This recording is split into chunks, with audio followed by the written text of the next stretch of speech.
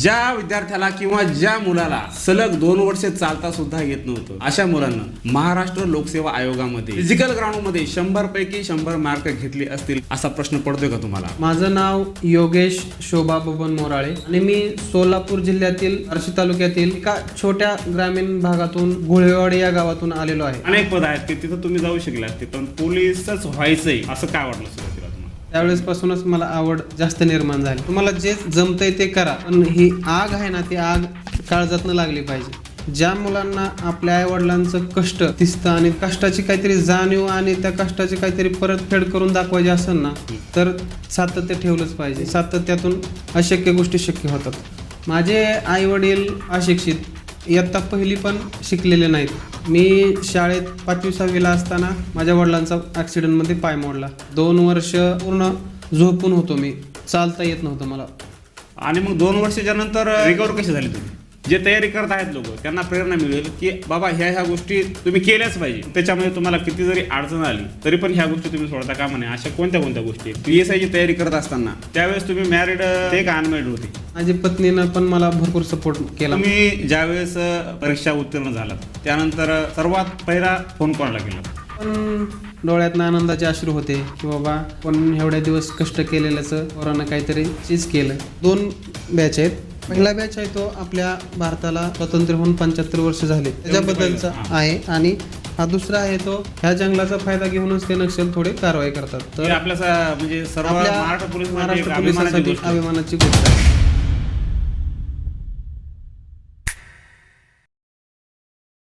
Hello मित्रांनो, स्वागत आहे आजच्या मुलाखतीमध्ये. मित्रांनो, आजची मुलाखत ही खूप महत्त्वाची होणार आहे.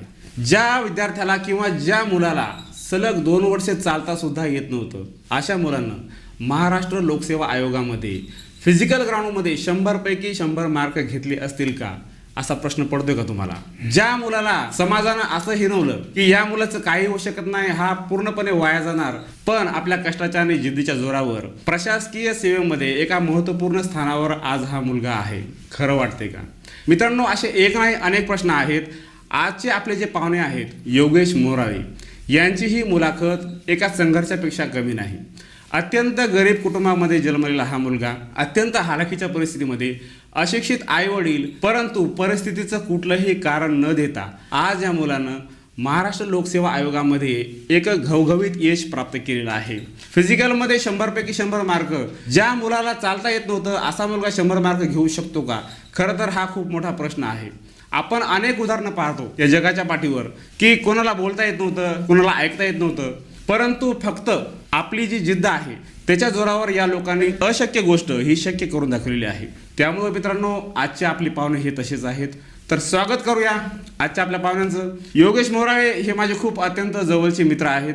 त्यांचा त्यांच्या जीवनातला थोडाफार संघर्ष काळ हा मी स्वतः पाहिलेला आहे, परंतु आजच्या मुलाखतीच्या माध्यमातून त्यांचा एकूण जीवनपट आणि त्यांच्या जीवनातला एकूण संघर्ष, त्यानंतर पोलीस कॉन्स्टेबल ते पोलीस सब इन्स्पेक्टर पर्यंतचा प्रवास त्यांनी कसा केला हे आज आपण त्यांच्या तोंडून उलगडून घेणार आहोत. तर मोराळे सर, सर्वात अगोदर तुमचं स्वागत आहे आपल्या स्टुडिओमध्ये. खूप खूप अभिनंदन तुमचं, आणि हे तुम्हाला आमच्याकडून स्टुडिओमार्फत भेट. धन्यवाद सर. मुलाखतीला सुरुवात मी अगोदर अशा पद्धतीनं करेल की सर, सुरुवात अगोदर तुम्ही कुठून आहात, तुमचं गाव कोणतं आणि तुमचं थोडंसं एक जनरली बॅकग्राऊंड काय आहे त्याविषयी थोडंसं प्रेक्षकांना सांगा. माझं नाव योगेश शोभा बबन मोराळे आणि मी सोलापूर जिल्ह्यातील बार्शी तालुक्यातील एका छोट्या ग्रामीण भागातून गुळेवाडी या गावातून आलेलो आहे. गोळेवाडी? हां, सोलापूर जिल्ह्यामध्ये येतं. Yes sir. अच्छा अच्छा. एकंदरीत कौटुंबिक कसं काय तुमचं, म्हणजे किती कुटुंब आहे, सदस्य किती आहेत तुमच्या कुटुंबामध्ये? मॅरिड अनमॅरिड आहात, कसे आहात? माझ्या कुटुंबामध्ये आई वडील, भाऊ, वहिनी, माझी पत्नी आणि माझी मुलगी, असे आम्ही 5-6 जण आहेत कुटुंबामध्ये. बरं. आणि सर, जे आहे स्पर्धा परीक्षेची तयारी करणाऱ्या विद्यार्थ्यांसाठी ही मुलाखत तर खूप महत्त्वाची होणारच आहे, परंतु एकंदरीत मित्रांनो संघर्ष कसा असतो हे सुद्धा या मुलाखतीच्या माध्यमातून तुम्हाला समजणार आहे. सर, मला सांगा, पोलीस दलामध्ये काय यावंसं वाटलं तुम्हाला? पोलीस दलाचा म्हणजे पोलीस खातच का निवडावं असं वाटलं? इतरही परीक्षा होत्या, खूप परीक्षा होत्या. स्पर्धा परीक्षेमध्ये अशी एक नाही, प्रशासकीय सेवेमध्ये अनेक पद आहेत की तिथं तुम्ही जाऊ शकले असते, पण पोलीसच व्हायचंय असं काय वाटलं सुरुवातीला तुम्हाला? पोलीस होण्याचं विशेष म्हणजे आमच्या छोट्याशा गावातून जवळजवळ प्रत्येक घरातून एखादा मुलगा पोलीसमध्ये आहे आणि हेच माझ्या लहानपणापासून नजरेस पडलेलं आणि मनात बिंबलेलं की बाबा पोलीस व्हायचं आहे आपल्याला. आणि त्या दृष्टिकोनातून मी लहानपणापासूनच ज्यावेळेस शाळेत जात होतो त्यावेळेस ज्यावेळेस पोलीस गाड्या पोलिसांना बघायचो त्यावेळेस एक अंगात अचानकच अशी ऊर्जा आल्यासारखी वाटायची आणि वाटायचं की बाबा आपल्याला पण पोलीस व्हायचं आहे. त्या युनिफॉर्म बद्दलचं आकर्षण, हां बरोबर. म्हणजे युनिफॉर्म बद्दलचं तुम्हाला आकर्षण वाटायचं आणि तुम्हाला असं वाटायचं की आपण पण भविष्यात असं कधी युनिफॉर्म घालू का. हां असं वाटायचं. आणि त्याच्यानंतर एक आमच्या शेजारचे काका होते पोलीस, त्यांना जाऊन विचारलं बाबा काय लागतं पोलीस होण्यासाठी, काय करावं लागतं. मग साधारण त्यावेळेस तुमचं वय किती असेल? त्यावेळेस माझं वय 15-16च्या आसपास असेल. त्यावेळेसपासूनच मला आवड जास्त निर्माण झाली. बर, मग प्रत्यक्षात पोलीस होण्याची तयारी कधीपासून सुरू केली तुम्ही? मी 10वी पासूनच पोलीस भरतीची तयारी चालू केली. 11वी-12वीचा अभ्यासक्रमासोबतच पोलीस भरतीचा अभ्यासक्रम मी 10वी पासूनच चालू केला.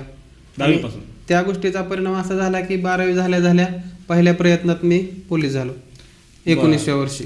बरं, एकंदरीत आता आपल्या चॅनलवर बरेच असे सबस्क्रायबर आहेत की पोलीस भरतीची तयारी करतात, तर काय नेमकं अकॅडमी, आता मला बरेच कमेंट येतात की सर अकॅडमी जॉईन करू का विदाऊट अकॅडमीचं तयारी करू का, मी क्लास लावू का नाही लावलं तरी चालेल, काय तुम्हाला काय वाटतं, काय सांगाल तुम्ही या विद्यार्थ्यांना, काय सांगाल तयारी करणाऱ्या? मी तयारी करणाऱ्या विद्यार्थ्यांना एकच सांगाल, तुम्ही अकॅडमी लावा किंवा सेल्फ स्टडी करा किंवा तुम्हाला जे जमतंय ते करा, पण ही आग आहे ना ती आग काळजातनं लागली पाहिजे. क्या बात आहे, आग ही काळजातून काळजातून लागली, त्याच्याशिवाय ते शक्य नाही. तुम्हाला मोटिवेशनल हे लोक करत राहतील, पण ते 1-2 दिवसापुरतं न ठेवता ज्यावेळेस तुम्ही सक्सेस होताल त्या दिवशीपर्यंत तुमचं ते आग पेटत राहिली पाहिजे आणि ते मोटिवेशनल तुमच्या डोक्यात राहिलं पाहिजे. बरोबर आहे. आणि सर असं पण म्हणतात की मोटिवेशनल हे तात्पुरतं असतं, परंतु जे सातत्य असतं ते सगळ्यात जास्त महत्त्वाचं असतं, बरोबर का? कारण सातत्य राहणं एखाद्या फील्डमध्ये आपल्याला करिअर करायचं असेल त्याच्यामध्ये सातत्य ठेवणं हे खूप जास्त अवघड आहे, असं वाटत नाही का तुम्हाला? सातत्याची गोष्ट जर सांगायची झाली तर ज्या मुलांना आपल्या आईवडिलांचं कष्ट दिसतं आणि त्या कष्टाची काहीतरी जाणीव आणि त्या कष्टाची काहीतरी परतफेड करून दाखवायची असेल ना तर सातत्य ठेवलंच पाहिजे आणि सातत्यातून अशक्य गोष्टी शक्य होतात. आणि मला वाटतं आपल्या आई वडिलांचे कष्ट हे ज्या विद्यार्थ्यांना समजतात याच्यापेक्षा मोठं मोटिवेशन काही नाही. बरोबर. म्हणजे तुम्हाला पेटण्यासाठी आणखी काय पाहिजे, हे खूप जास्त झालं ना. आपल्या आईवडिलांचे कष्ट जर आपल्याला दिसत असतील डोळ्यासमोर तर हे जगातलं सगळ्यात मोठं मोटिवेशन आहे असं वाटतं. आपल्या आईवडिलांचे कपडे घामाने आणि मातीने भरलेले ज्या व्यक्तीला कळतात तो व्यक्ती सातत्य ठेवू शकतो आणि तो काही करू शकतो. बरोबर, असं मला वाटतं. तुमचं आता मी थोडंसं माहिती मला आहेच तुमची, काही विषय नाही, तर थोडंसं आई वडिलांचा पण तुमच्या यशामध्ये खूप मोठा वाटा आहे. अगदी बरोबर सर.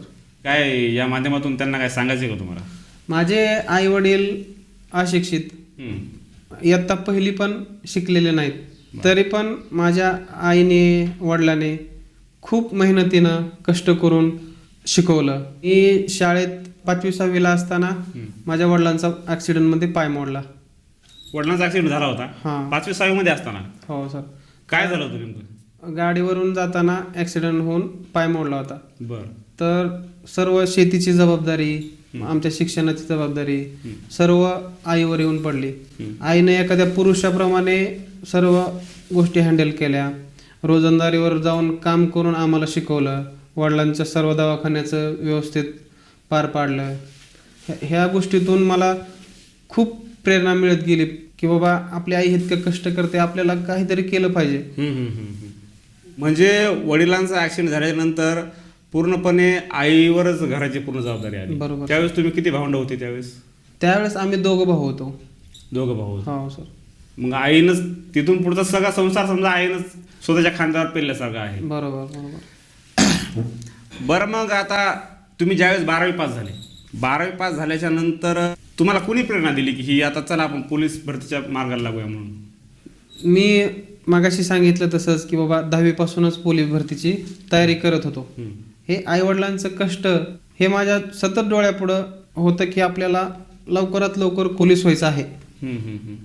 त्याच्यामुळं 10वीपासून सराव करत असल्यामुळे प्रयत्नामुळे आईवडिलांच्या आशीर्वादामुळे मला पहिल्या प्रयत्नात यश मिळालं. यश मिळालं. बरोबर आहे.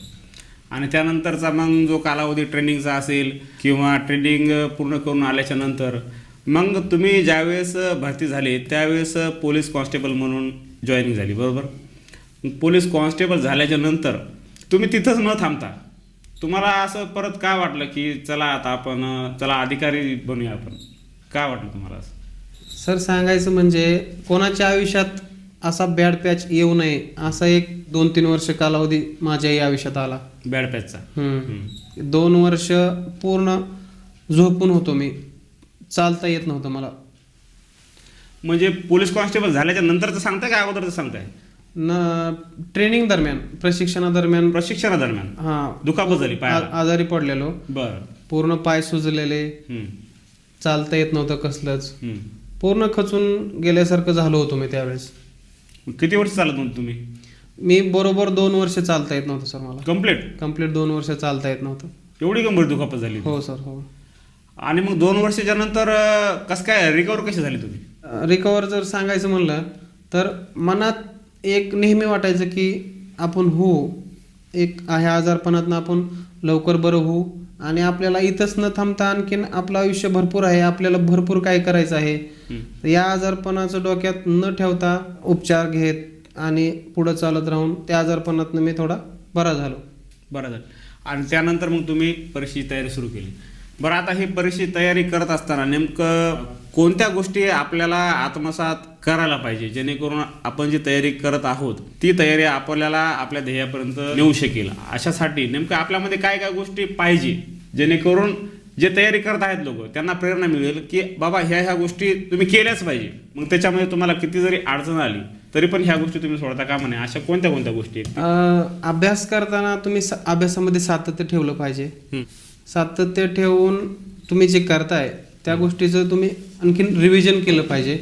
रिव्हिजनातून गोष्टी बऱ्याच आत्मसात होतात. मी अभ्यास करत असताना तर सर सांगतो, ज्यावेळेस मला झोप येईल त्यावेळेस मी झोपायचो आणि ज्यावेळेस जाग येईल त्यावेळेस पुस्तक घेऊन वाचत बसायचो. मग ते रात्रच्या 2 वाजलेले असो किंवा 3 वाजलेले असो किंवा पहाटेचे 4 वाजलेले असो. कधी कधी तर रात्र पण मी जागलेलो आहे अभ्यासासाठी.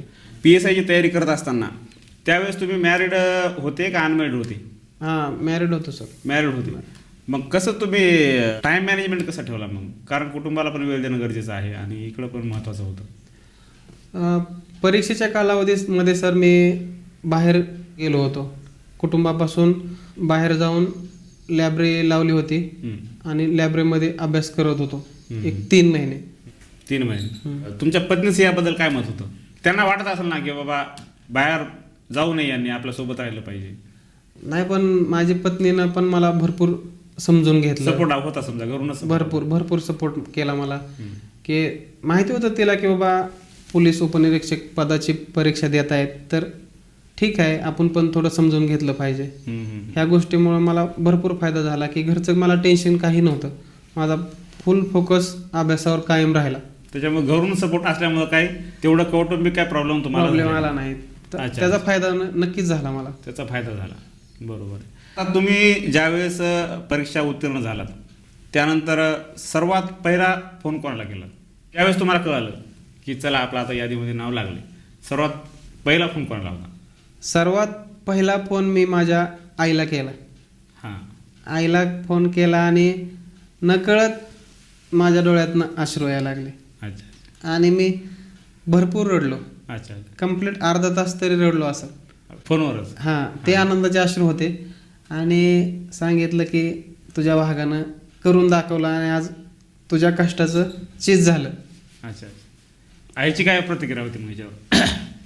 आईच्या पण डोळ्यातनं आनंदाचे अश्रू होते की बाबा आपण एवढ्या दिवस कष्ट केलेल्याचं पोरानं काहीतरी चीज केलं. ह्या गोष्टीचे आनंद तिच्या चेहऱ्यावर आणि आनंदाश्रू डोळ्यात नक्कीच होते. नक्कीच. आणि त्यानंतर तुमच्या पत्नीची काय प्रतिक्रिया? किंवा तो आता त्यांचा पण त्याग आहेच याच्यामध्ये? नक्कीच. त्यांची काय प्रतिक्रिया होती याच्यावर? नक्कीच खूप आनंदी होती की बाबा पोलीस आणि त्यांना असं पण वाटलं असेल की झाली एकदाची परीक्षा आता. हां, तर तिला असं वाटत होतं की बाबा पोलीस पत्नी तर होतेच, हम्म. पण एक आता अधिकाऱ्याची पत्नी झाली, ह्यात हां. तिचा आनंद आणखीन वेगळाच द्विगुणित होता. झाला. द्विगुणित झाला. द्विगुणित झाला. वा वा, खूप छान. आणि सध्याला तुम्ही कोल्हापूरमध्ये राहताय, तुमचं गाव बार्शी, बरोबर सर. बरोबर का? मग आता काय समोरचं नियोजन काय आहे तुमचं? समोर आता ज्यावेळेस PSIचं ट्रेनिंग होऊन ज्यावेळेस मी कुठं पोस्टिंग होईल तिथं एकदम प्रामाणिकपणे नोकरी करणे आणि सर्वसामान्य जनतेची सेवा करणे आणि आपल्या पोलीस खात्याचं जसं ब्रीदवाक्य आहे, सदरक्षण आहे खलनिग्रह आहे, त्याप्रमाणे प्रामाणिकपणे सेवा देऊन सर्वसामान्यांची सेवा करणे आणि आईवडिलांचे कष्ट कमी करणे आणि त्यांना राहिलेलं आयुष्य एकदम सुखात आनंदात घालवणे हे माझं ध्येय असेल. क्या बात आहे सर. तुमच्या युनिफॉर्मवर काही मला बॅच दिसत आहेत तुमच्या डाव्या साईडला, बरोबर सर. काय आहेत त्याच्या संदर्भामध्ये थोडं सांगा. हे 2 बॅच आहेत. बरं. पहिला बॅच आहे तो आपल्या भारताला स्वातंत्र्य होऊन 75 वर्ष झाले अच्छा, त्याच्याबद्दलचा हां, हां. आहे आणि हा दुसरा आहे तो आपण गडचिरोलीसारख्या नक्षल भागात ज्यावेळेस उत्तम सेवा देतो त्यावेळेस ते मिळतं, ते मिळालेलं आहे. म्हणजे गडचिरोलीमध्ये पण तुम्ही खडतर सेवा दिलेली आहे. हो हो. काय अनुभव होता गडचिरोलीचा? गडचिरोलीत बरेच अनुभव आहेत सर. तरी त्यातल्या त्यात एखादा तुम्हाला सांगावासा वाटणारा. गडचिरोलीचं सांगायचं झालं तर गडचिरोलीमध्ये खूप घनदाट जंगले आहेत आणि त्या जंगलामुळे नक्षलांना तिथं लपण्यासाठी जागा होते. ह्या जंगलाचा फायदा घेऊनच ते नक्षल थोडे कारवाई करतात. तर त्या नक्षलावर आपल्या CCST आणि महाराष्ट्र पोलिसांनी मिळून बऱ्यापैकी त्यांचा खात्मा केलेला आहे. आता नाके बरोबर थोडेफार राहिलेले आहेत आणि हे आपल्या म्हणजे सर्व आपल्या महाराष्ट्र पोलिसांसाठी महाराष्ट्र एक अभिमानाची पोलिसांसाठी गोष्ट आहे. अभिमानाची गोष्ट आहे. मग त्या ठिकाणचा पण अनुभव तुम्ही घेतलेला आहे. हो सर, नक्कीच. बरं सर, थोडंसं परत तुम्हाला थोडंसं पाठीमागं आणतो. तुम्ही सांगितलं की 2 वर्ष मी चालत नव्हतो, पण आता तुम्ही जे फिजिकलमध्ये 100 पैकी 100 मार्क घेतलेले, तर मग हे कसं शक्य झालं? मग ते 100 मार्क घेत असताना तुम्हाला त्या जुन्या झालेल्या दुखापतीचा काही त्रास झाला नाही का? किंवा झाला जरी असेल तर तुम्ही तो मॅनेज कसा केला? फिजिकल दरम्यान बऱ्याच अडचणी आल्या. ज्यावेळेस फिजिकल स्टार्ट केलं होतं त्यावेळेस साधा एक पुलअप्स पण निघत नव्हता आणि रनिंगचं टायमिंग म्हणताल तर जवळपास 800 मीटरचं 4 मिनिटापर्यंत टायमिंग जायचं. 4 मिनिटापर्यंत? 4 मिनिटापर्यंत. आणि आउट ऑफचं टायमिंग 2 मिनिट 30 सेकंद होतं. 2 मिनिट 30 सेकंद आउट ऑफचं? बरोबर सर. हां. तर करत राहून सातत्य ठेवून अपार मेहनत घेऊन ह्या गोष्टी साध्य होतात हे यातून मी दाखवून द्यायचा प्रयत्न नक्कीच केला आणि त्यात यश पण आलं. किती तास वर्कआउट चालायचं तुमचं डेली? सकाळ आणि संध्याकाळ मिळून 4 तास वर्कआउट व्हायचं सर. सकाळचे 2 तास आणि संध्याकाळचे 2 तास, 4 तास वर्कआउट व्हायचं. नक्की सर. आणि अभ्यास कसा व्हायचा? किती तास? अभ्यासाला लिमिटच नव्हतं सर. Unlimited. ज्यावेळेस जाग येईल त्यावेळेस अभ्यास, झोप लागेल त्यावेळेस झोप आणि थोडाफार दैनंदिन विधीसाठी थोडाफार कालावधी. अच्छा, 1-2 तास. बरं, मग ह्याच्यातून स्वतःसाठी थोडासा विरंगुळा म्हणून काय वेळ काढायचा का नाहीच?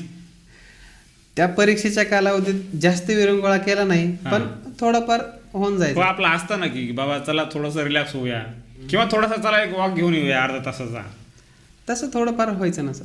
तसं व्हायचं. हां, नक्कीच. परंतु 4 तास फिजिकलला डेली जायचे आणि मग अनलिमिटेड अभ्यासाला त्याला काही वेळ नाही. म्हणजे 3 टप्पे असतात. पूर्व परीक्षा, मेन्स परीक्षा आणि फिजिकल. बरोबर. तर प्री परीक्षा झाली, मेन्स परीक्षा, त्याच्यानंतर फिजिकल चालू केलं. म्हणजे फिजिकल सुरू झाल्याच्या नंतर अभ्यास नाही केला तरी चालतो, नंतर फक्त फिजिकलच करायचं? हां, बरोबर सर. हां, मग डेली 2 तास सकाळी आणि 2 तास संध्याकाळी अशा पद्धतीने शेड्यूल चालायचं. बरोबर सर. माझं वजन हां. जवळजवळ 86-87 किलो होतं फिजिकल. 86-87? हां. बरं. तर मी ज्यावेळेस ग्राउंड दिलं तर मी वजन 70 किलोग्रॅमवर ग्राउंड दिलं. 70 किलोग्रॅम? हां, जवळपास मी 16-17 किलो वजन कमी केलं होतं. वर्कआउट करत असतानाच? हो सर. भरपूर कमी केलं होतं मग त्या मानानं? हो सर. मग जेवणाचा डाएट वगैरे कसा ठेवायचे का रेग्युलर आपला आहे तसंच? Regular diet. जर पण काय पथ्य बाबा हे नको आपल्याला? जास्त तेलकट वगैरे खात नाही, टाळायचे? टाळायचं. साखर. अच्छा अच्छा. गोड वगैरे. हं. बस बाकी काही नाही. ठीक आहे सर, परत एक थोडासा पाठीमागे प्रश्न आणतो. आपण ज्या वेळेस संघर्ष करत असतो त्यावेळेस बरेच लोक आपल्या संघर्षाबद्दल शंका घेत असतात. तर असं तुमच्या बाबतीत पण झालंय, मला असं कळालं. म्हणजे लोक म्हणायचे की याचं काम होईल नाही होईल काय सांगता येत नाही. म्हणजे याला म्हणजे तुमचा जो पूर्व इतिहास होता जो तुमचे पायाला दुखापत होती फिजिकलला, तर मग असं तुमच्या बाबतीत झालं का की लोकांच्या निगेटिव्ह काय कमेंट तुम्ही स्वतः ऐकल्यात किंवा इतर कुणाच्या माध्यमातून तुमच्यापर्यंत ते आल्यात, तर असं लोक काय बोलायचे का तुमच्याविषयी? नक्कीच सर. ज्यावेळेस आजारी होतो त्यावेळेस त्यांना माहीत होतं की हा 2 वर्ष चालता येत नव्हतं, या पायाचं ऑपरेशन वगैरे झालेलं. तर त्यांना विश्वास बसत नव्हता की बाबा हे करू शकेल का. त्यांना शंका त्यांच्या मनात नेहमी राहायची. ज्यांनी ज्यांनी शंका घेतल्या होत्या त्यांचेच निकाल लागल्यानंतर फोन आले की आम्हाला माहिती होतं की बाबा तू करू शकतोस.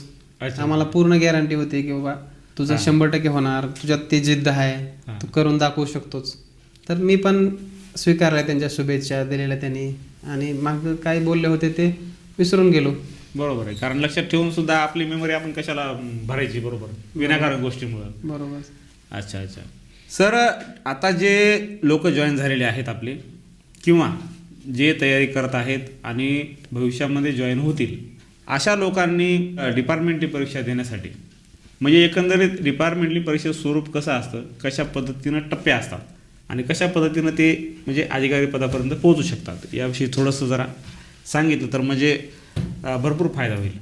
सर, डिपार्टमेंटली परीक्षा ही पोलीस खात्यात भरती झाल्यानंतर 4 वर्ष नोकरी झाल्यानंतर आणि 5 वर्ष नोकरी झाल्यानंतर देण्यासाठी भेटते आपल्याला. 4 वर्ष ज्यांचं ग्रॅज्युएशन पूर्ण झालेलं आहे त्यांना 4 वर्ष सेवा झाल्यानंतर देता येते. आणि 5 वर्ष यांना की बाबा ज्यांची 12वीवर निवड झालेली आहे आणि त्यांचं ग्रॅज्युएशन पूर्ण नाही त्यांना 5 वर्षानंतर देता येते. परीक्षेचं स्वरूप की प्री, मेन्स आणि फिजिकल हे 3 टप्प्यातून, म्हणजे एक प्री एक्झाम असते. प्रेक्षकांना या ठिकाणी मी सांगू इच्छितो की सुरुवातीला एक प्री एक्झाम असते. प्री एक्झाम ही क्वालिफाय एक्झाम असते. तो क्वालिफाय राऊंड असं तुम्ही समजू शकता की एक क्वालिफाय राऊंड असतो. तो क्वालिफाय राऊंड तुम्ही पूर्ण केल्याच्या नंतर सर किती मार्काचा प्री एक्झाम असते? 100 मार्काची. 100 मार्काची एक प्री एक्झाम असते. प्री एक्झाम तुम्ही पास झाल्याच्या नंतर जनरली किती मार्क लागतात पास होण्यासाठी? एक 50 मार्क. 50 प्लस किंवा 50 मार्क तुम्ही घेतले तर प्री एक्झाम तुमची पास होते. त्यानंतर तुम्ही मेन्स एक्झामला क्वालिफाय होता आणि मेन्स एक्झाम आणि फिजिकल असं दोन्हींचं मिळून टोटल या ठिकाणी लावलं जातं आणि फायनल मेरिट या ठिकाणी लागलं जातं. फायनल मेरिट 400 पैकी लागतं. 400 फिजिकल 100 आणि लेखी 300 असे मिळून 400 पैकी फायनल मेरिट लागतं. बरं, मग एकंदरीत तुमचे मार्क किती होते? माझे 400 पैकी 364.50 होते. मग फिजिकल 100 पैकी 100, फिजिकल आणि 100 आणि लेखीला 300 पैकी 264.50 होते. 264 पॉईंट. मी पूर्ण राज्यातून 90व्या नंबरला सिलेक्शन झाले. राज्यामध्ये 90व्या नंबरला सरांचं सिलेक्शन झालेलं आहे. तर खरंच ही खूप एक अभिमानाची गोष्ट आहे.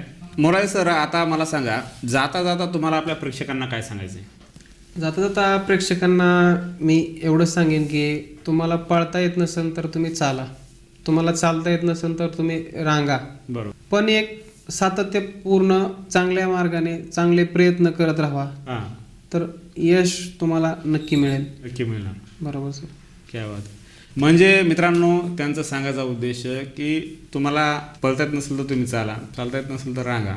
म्हणजे काय प्रत्यक्षात आपल्याला ते करायचं नाही. त्याचा सांगण्याचा उद्देश असा की आपण काय करतो माहिती आहे का, बऱ्याच वेळेस आपल्या परिस्थितीचं आपण या ठिकाणी भांडवल करतो, नाही का. ठीक आहे, परिस्थिती वीक असल्यामुळं आयुष्यामध्ये खूप अडचणी येतात, याला काय आपण नाकारणार नाहीत, परंतु ह्याच्या समोरही आपण जाऊन काहीतरी करू शकतो. कारण खूप लोकांनी ह्या गोष्टी करून दाखवलेल्या आहेत, त्यामुळे आपण पण करू शकतोय का. हे बघा, आपल्याकडे कसं असतंय, काही गोष्टी आपण एखाद्या ध्येयाकडे आपण जात असताना काही गोष्टी निग्लेक्ट करावं लागतात, काही गोष्टींचा स्वीकार करावा लागतो. निग्लेक्ट करावं लागतात म्हणजे कोणत्या गोष्टी? तुम्ही व्यसन करू नका. तुम्ही मनोरंजन हा जो विषय असतो ना, हा सर्वात घातक. तुम्ही तुमचं ध्येय तुमचं साध्य होईपर्यंत मनोरंजन या गोष्टीकडे थोडंसं दुर्लक्ष करा. सोशल मीडिया थोडासा कमी वापरा. काय फरक पडतोय? ज्यावेळेस तुमचं ध्येय, तुमचं टार्गेट, तुमचं अचिव्हमेंट ज्यावेळेस तुम्हाला मिळेल, त्यानंतर ह्या सगळ्या गोष्टी करायला खूप वेळ आहे. त्यामुळे आताच व्यसन करू नका. सोशल मीडिया थोडासा कमी वापरला तरी पण तो तुमच्या कामाचा सोशल मीडिया वापरा. तुम्ही स्पर्धा परीक्षा करत असाल तर काही चॅनल असे सबस्क्राईब करून ठेवा की त्याच्यावर फक्त अभ्यासच तुम्हाला दिसतो. इंस्टाग्राम वापरत असताना तर त्याच्यासोबत सुद्धा काही अशा आयडी फॉलो करून ठेवा की त्याच्यावर सुद्धा अभ्यासाचेच काहीतरी कॉन्टेंट या ठिकाणी पडत राहतो. अशा पद्धतीनं तुम्ही जर केलं तर तुमचं ध्येय साध्य करायला या ठिकाणी जास्त उशीर लागणार नाही. मोराळे सर, आपण या ठिकाणी इथं वेळात वेळ काढून आलात.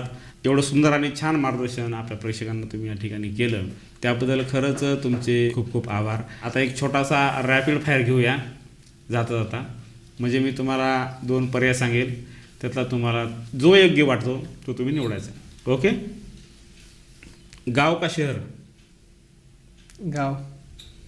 शाळा का कॉलेज? शाळा. कॉलेजचे मित्र का नोकरी लागल्यानंतरचे मित्र? कॉलेजचे मित्र. शाळेचे मित्र का कॉलेजचे मित्र? शाळेचे मित्र. बर. आराम का संघर्ष? संघर्ष. चहा का कॉफी? नाही, दोन्ही पण नाही आवडत. दोन्ही पण नाही. किंवा तुम्ही स्किपसुद्धा करू शकता. दोन्ही पण नाही. ओके. पोलीस खातं का सिव्हिल सर्व्हिस? आता पोलीस खात्यात असल्यामुळे नक्कीच पोलीस खातं. क्या बात आहे. आई का पत्नी? आई. पैसा का समाधान? समाधान. मोटर बाईक का बुलेट? बुलेट. रिटायर्ड झाल्याच्या नंतर गावाकडे जाऊन शिफ्ट व्हायला आवडेल का शहराकडे? गाव. गावाकडे जाऊन राहायला आवडेल. आपला गावच बरा. आपला गावच बरं. धन्यवाद लाटे सर, तुम्ही मला बोलवलं, एवढा मान सन्मान दिला, मुलाखत घेतली. तर तुमचं जे चॅनल आहे त्या चॅनेलवर मी नेहमी तुमचे मोटिवेशनल व्हिडिओ पाहायचो. त्यातून पण मला बरीच प्रेरणा मिळाली.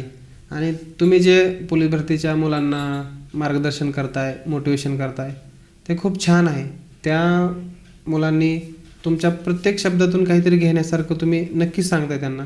तर मी नक्कीच सांगेन त्यांना की बाबा सरांचं चॅनल सबस्क्राईब करून ठेवा. सर नवीन नवीन अपडेट देत राहतात, सांगत राहतात. त्या गोष्टी तुम्ही लक्ष देत राहा आणि त्यांच्या मार्गदर्शनानुसार चांगले प्रयत्न करत राहा. पॉझिटिव्ह राहा, नेहमी पॉझिटिव्ह राहा. पॉझिटिव्ह त्यावेळेस तुम्ही राहता त्यावेळेस मनातनं पॉझिटिव्ह असल्यामुळे ग्राउंडवर पण तुमचं पॉझिटिव्ह इम्पॅक्ट पडतो आणि सर्व गोष्टी सकारात्मक होत राहतात. ज्यावेळेस तुम्ही मनातनं हारता ना त्यावेळेस तुम्ही कितीही प्रयत्न करा तुम्हाला यश येणार नाही. पण ज्यावेळेस तुम्ही मनातनं पॉझिटिव्ह राहता त्यावेळेस 100% गोष्टी पॉझिटिव्ह होत राहतात आणि 100% यश येतं. एवढं सांगेन मी. तर एकंदरीत मोराळे सरांच्या जीवनपटावर आपण या ठिकाणी प्रकाश टाकलेला आहे. मोराळे सर, वेळात वेळ काढून तुम्ही या ठिकाणी आलात आणि आय होप ही मुलाखतसुद्धा तुम्हाला आवडली असेल. खूप काही तुम्हाला या मुलाखतीमधून शिकायला मिळणार आहे. ह्या मुलाखतीमध्ये संघर्ष काय असतो हे तुम्हाला समजलं. परिस्थितीचं कारण द्यायचं नाही हे सुद्धा तुम्हाला समजलं. निगेटिव्ह लोकांच्या कमेंट येत असतात, त्या येत राहतील तुम्ही जोपर्यंत जिवंत आहात हे पण तुम्हाला समजलं. पण त्याकडं दुर्लक्ष करून त्या लोकांना माफ करून टाकायचं, ते काय डोक्यात घेऊन बसायचं नाही आणि आपला संघर्ष सुरू ठेवायचा. आपल्या ध्येयापर्यंत आपण पोहोचायचं. हेही तुम्हाला त्या माध्यमातून समजलं. परिस्थिती माणसाला वीक बनवते, मान्य आहे, परंतु ती तुम्हाला असफल कायमस्वरूपी ठेवू शकत नाही. हे सुद्धा या माध्यमातून तुम्हाला या ठिकाणी समजलेलं आहे. आईवडील आपल्या जीवनामध्ये काय भूमिका घेतात, त्यांचा संघर्ष ज्या विद्यार्थ्यांना, ज्या मुलांना माहीत असतो. मित्रांनो, जगातलं सगळ्यात मोठं मोटिवेशन हेच आहे. आता त्यांनी बोलता बोलता सांगितलं, त्याच्या डोळ्यात पाणीसुद्धा आलं होतं की आपल्या आईवडिलांचे कपडे फाटलेले असतात, घामानं शरीर भिजलेलं असतं, कष्ट असतात. आपले आई किंवा आपले वडील कधीही तुम्हाला असे काही फॅन्सी गोष्टी करताना दिसत नाहीत, कारण त्याला परिस्थिती कारणीभूत आहे. परंतु आपण जर आपलं आयुष्य व्यवस्थित घडवलं, त्यांच्या कष्टाची जर आपण जाणीव ठेवली, तर नक्कीच त्यांच्या उतारवयामध्ये आपण त्यांना एक चांगलं जीवन जगायला लावू शकतो. हे या माध्यमातून सुद्धा तुम्हाला या मुलाखतीमधून समजलं. गाव किती महत्त्वाचा असतो रॅपिड फायरमध्ये सरांनी सांगितलंय की शेवटी रिटायर झाल्याच्या नंतर आपल्याला गावाकडे जायचं आहे. त्याच्यामुळं सर खूप डाऊन टू अर्थ आहेत. म्हणजे असं नाही की मी एखाद्या विशिष्ट पदावर आता पोहोचले म्हणजे मी इतरांपेक्षा फार काहीतरी वेगळा झालो आहे, असं सरांचं अजिबात नाही. सर अगोदर जसे होते खूप चांगले माझे मित्र आहेत अगोदर जसे होते तसेच आजही आहेत आणि भविष्यात सुद्धा ते तसेच राहतील, कारण तो त्यांचा नैसर्गिक स्वभाव आहे. नैसर्गिक स्वभाव माणसाचा कधी बदलत नसतो. आणि आशा करतो सर तुम्ही असेच राहा आणि परत आपण भेटूयाच परत एका नवीन विषय घेऊन आणि आपल्या विद्यार्थ्यांसाठी काहीतरी नवीन मार्गदर्शन घेऊन. तुम्ही इथं आलात, तुमचे खूप खूप धन्यवाद.